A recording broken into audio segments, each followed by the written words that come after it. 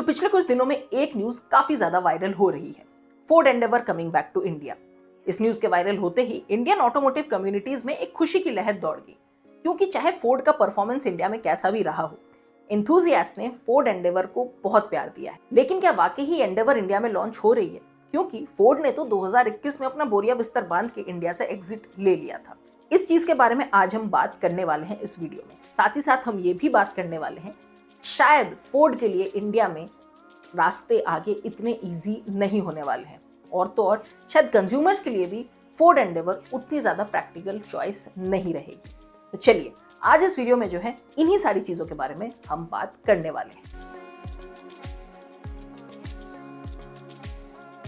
अब Indian market की जहां तक बात है ना, ये बहुत ही एक डिफरेंट मार्केट है। इनफैक्ट साउथ एशियन कंट्रीज के जितने भी मार्केट हैं, जितने भी डेवलपिंग ऑटोमोटिव मार्केट्स हैं, ये बहुत ज्यादा डिफरेंट है। And unlike the market of America, जो बिजनेस डिसीजंस आप वहां पे लेते हैं वो शायद इंडिया में काम नहीं करती है। 2021 में जब फोर्ड ने अनाउंस किया कि वो इंडिया से एग्जिट कर रहे हैं और अपने ऑपरेशंस को बंद कर रहे हैं, तो वैसे कंज्यूमर्स के लिए शॉकिंग हो सकता है, बट ऑटो फ्रेटर्निटी के लिए ऐसा नहीं था, क्योंकि हम सभी को काफी टाइम से मालूम था कि फोर्ड की हालत इंडिया में उतनी अच्छी नहीं है।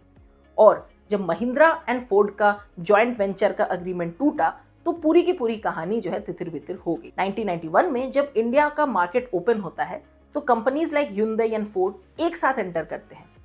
दोनों एक जगह पे प्लांट भी लगाते हैं। लेकिन अगर आज की डेट में आप देखें तो Hyundai इंडिया की सेकेंड लार्जेस्ट कंपनी बन चुकी है। उस time Hyundai relatively global map पे भी एक छोटी ऑटोमोटिव कंपनी थी, और आज की डेट में Hyundai एक्चुअल में एक बड़ी डोमिनेंट प्लेयर बन चुकी है। वही अगर हम फोर्ड की बात करें, इंडिया में तो वो अच्छी कभी नहीं परफॉर्म कर पाई।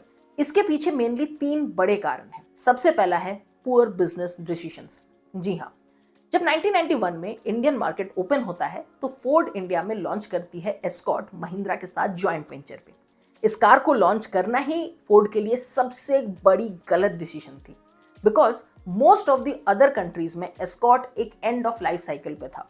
उसी कार को उठा के फोर्ड ने इंडिया में लॉन्च कर दिया। उसके 1.3 लीटर इंजन में ना ही कोई फन था और ना ही वो माइलेज देती थी, जो कि उस टाइम लोगों का सबसे बड़ा कंसर्न था। और माइलेज वाले पार्ट को फोर्ड ने कंप्लीटली दरकिनार कर दिया। साथ ही साथ वो कार अपने टाइम के हिसाब से एक्सपेंसिव भी थी, और डे 1 से ही एक स्टिग्मा जुड़ गया कि फोर्ड की कार्स जो हैं वो बहुत ज्यादा हाई ऑन मेंटेनेंस है। वही अगर हम Hyundai की बात करें तो उन्होंने सैंट्रो को लॉन्च किया। तो बेसिकली फोर्ड ने कभी भी इंडियन मार्केट को प्रॉपर्ली स्टडी ही नहीं किया। उन्हें लगा कि मार्केट तो नया है और लोगों को इतना ज्यादा ग्लोबल एक्सपोजर है नहीं इंडिया में, तो कोई सी भी कार इंडिया में लॉन्च करेंगे वो चलने लग जाएगी।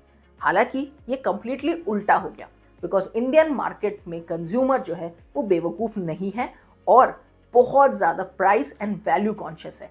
हालांकि कुछ केसेस में ये नहीं लागू होता है, बट इन जनरल हमने देखा है जो मास बायर्स हैं वो हमेशा वैल्यू फॉर मनी क्वोशंट को इंडिया में सबसे ज्यादा रखते हैं। जो सेकंड चीज थी वो थी प्रोडक्ट स्ट्रैटेजी। जी हाँ, प्रोडक्ट स्ट्रैटेजी एक इंडिया में इतनी बड़ी प्रॉब्लम रही फोर्ड की कि टिल द टाइम वो इंडिया से एग्जिट कर रहे थे वो कभी भी उस चीज को सॉर्ट नहीं कर पाए। इंडियन ऑटोमोटिव मार्केट का डेवलपमेंट हुआ predominantly as a small car market, और इस चीज को जापानीज एंड कोरियंस ने बखूबी क्रैक कर लिया था। इंडिया में जब फोर्ड आई तो उन्होंने एस्कॉर्ट को लेके आए, उसके बाद वो अपने आइकॉन को लेके आए, and then Mondeo, and then so on and so forth. और किसी भी कार के साथ वो एक क्लियर प्रोडक्ट पोजीशनिंग नहीं कर पाए।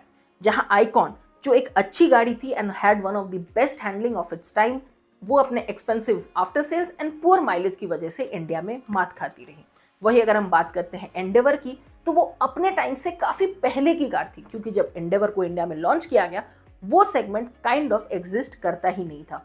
और जब तक उन्होंने फीगो को लॉन्च भी किया तब तक इंडिया का मार्केट काफी ज्यादा डेवलप हो चुका था, और फीगो वगैरह even though being good cars kind of एक लैक ऑफ फिनिश के साथ लॉन्च किए गए।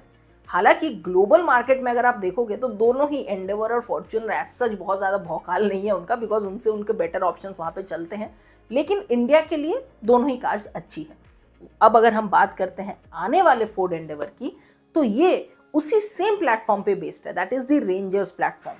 और इस प्लेटफॉर्म पे जो डिजाइन है पिछले वाले से तो नो डाउट बहुत जबरदस्त लगती है। मतलब मुझे personally any given day Endeavour का डिज़ाइन बहुत अच्छा लगता है, एक ट्रू ब्लू अमेरिकन फील उसमें आपको मिलती है। वही अगर हम इंटीरियर्स की बात करें तो पिछले वाले से काफ़ी ज़्यादा अपग्रेडेड है, रफ एंड टफ लुक है। हमें 12.9 इंच का एक डिजिटल इंस्ट्रूमेंट क्लस्टर मिलेगा और फीचर्स के मामले में सॉरी मतलब फॉर्च्यूनर लवर्स हेट मत देना, बट फोर्ड बहुत आगे है। सेफ्टी के भी मामले में आपको काफ़ी solid active and passive safety features भी मिलने वाले हैं। ग्लोबल मार्केट में तो डीजल इंजन के साथ साथ पेट्रोल इंजन भी आता है। इंडिया के लिए जो पेट्रोल इंजन है वो उतना ज़्यादा एफिशिएंट नहीं रहेगा एंड मे भी शायद फोर्ड पेट्रोल इंजन के साथ यहाँ पे इनिशियली लॉन्च ना करे। डीजल इंजन के साथ हमें 4x2 एंड 4x4 दोनों का ही ऑप्शन मिलने वाला है एंड एंडेवर एक रीजनेबली अच्छी ऑफ रोड व्हीकल है। बट सबसे बड़ी बात, क्या वाकई में एंडेवर इंडिया में लॉन्च की जाएगी? वेल देखो, ऑफिशियली तो फोर्ड ने ऐसा कुछ भी नहीं कहा है कि हम इंडिया में लॉन्च कर रहे हैं, और फोर्ड इंडिया में लोकल मैन्युफैक्चरिंग भी नहीं कर रहा है। अगर हम बात करते हैं फोर्ड के सानंद वाले प्लांट की, तो वो ऑलरेडी टाटा के पास जा चुकी है एंड जो चेन्नई वाली प्लांट है उसके ऑक्शन को अभी फिलहाल स्टॉप कर दिया गया है। तो स्पेकुलेशंस ये लगाए जा रहे हैं कि शायद उसी फैक्ट्री में फोर्ड अपने एक्सपोर्ट्स के लिए फोर्ड एंडेवर, रेंजर जैसे कार्स को मैन्युफैक्चर कर सकती है। हालांकि ये इतनी ज़्यादा इजी राइड नहीं होगी फोर्ड के लिए। अगर फोर्ड इंडिया में एंडेवर को लाती है तो वो सीबीयू रूट से आएगा। बाय द टाइम वो अपने मैन्युफैक्चरिंग प्लांट को वापस रिस्ट्रक्चर करके शुरू करे, काफ़ी लंबा टाइम है एंड उससे पहले मार्केट को कैपिटलाइज करने के लिए फोर्ड इंडिया में सीबीयू रूट से एंडेवर को लॉन्च कर सकती है। अब बाद में इसको लोकलाइज करे, उससे पहले ही सीबीयू रूट पे लाए, तो प्राइसिंग जो है वो 60-70 लाख चली जाएगी एंड ऑनेस्टली स्पीकिंग उस प्राइस पे Ford Endeavour is not a very good car to go for and frankly speaking उस प्राइस पॉइंट में Ford Endeavour isn't that value for money. साथ ही साथ अगर हम बात करें इंडिया में आफ्टर सेल्स नेटवर्क का, तो वो अभी फिलहाल एग्जिस्ट करता ही नहीं है। अब 60-70 लाख की कार में अगर आपको उस टाइप का आफ्टर सेल्स ना मिले तो शायद लोग ना ले, और वही जो कंपटीटर है फॉर्च्यूनर वो अपना वहाँ पे सेल्स जो है बरकरार रखेगा। तो डायरेक्टली शायद फोर्ड के लिए फॉर्च्यूनर को टक्कर देना इतना आसान नहीं होगा, और मार्केट में भी लोगों के लिए इतना ईजी नहीं होगा अगर प्रॉपर प्राइसिंग पे अच्छे सेल्स सपोर्ट के साथ इंडिया में फोर्ड एंडेवर को लॉन्च नहीं करती है। तो साथ यहाँ पे ना फोर्ड को काफ़ी ज़्यादा मेहनत करनी होगी इंडियन मार्केट में एक स्ट्रॉन्ग ब्रांड इमेज बनाने की, बिकॉज जो स्टिग्मा है भाई वो फोर्ड के साथ बहुत ज़्यादा है। और तो और उन्हें अपने एक टिपिकल सुप्रीमेसी माइंडसेट को भी ड्रॉप करना होगा, बिकॉज इंडिया में इंडियन मार्केट के हिसाब से ही चीज़ें चलती हैं। तो उन सारी चीज़ों के लिए उनको प्रोडक्ट स्ट्रैटेजी, ब्रांड स्ट्रैटेजी सभी चीज़ें सही करनी होगी। बट हाँ, पेस भी एक चीज़ होती है, तो उस पेस के साथ अगर किया जाए तो शायद एंडेवर इंडिया में अच्छी ब्रांड इमेज बना सकती है। बट फिलहाल रास्ते उतने आसान नहीं हैं। अगर सीबीयू में पहले आती है और बाद में लोकल मैन्युफैक्चरिंग से प्राइस कम हो जाती है, तो सीबीयू में जिन्होंने लिया है उनके लिए तो दुख की बात होगी। 60-70 लाख के प्राइस टैग में तो यार मतलब उतना नहीं है, लेट्स बी ऑनेस्ट, उतना वैल्यू नहीं है। So yes, with that said guys, आज के इस वीडियो में इतना ही। हमें उम्मीद है कि आपको वीडियो पसंद आया। अगर अच्छा लगा तो लाइक करें, आप अपने नीचे कमेंट सेक्शन में अपने ओपिनियन जरूर बताएं। हम आपसे मिलेंगे अपने अगले वीडियो में। Till then take care, goodbye and drive safe.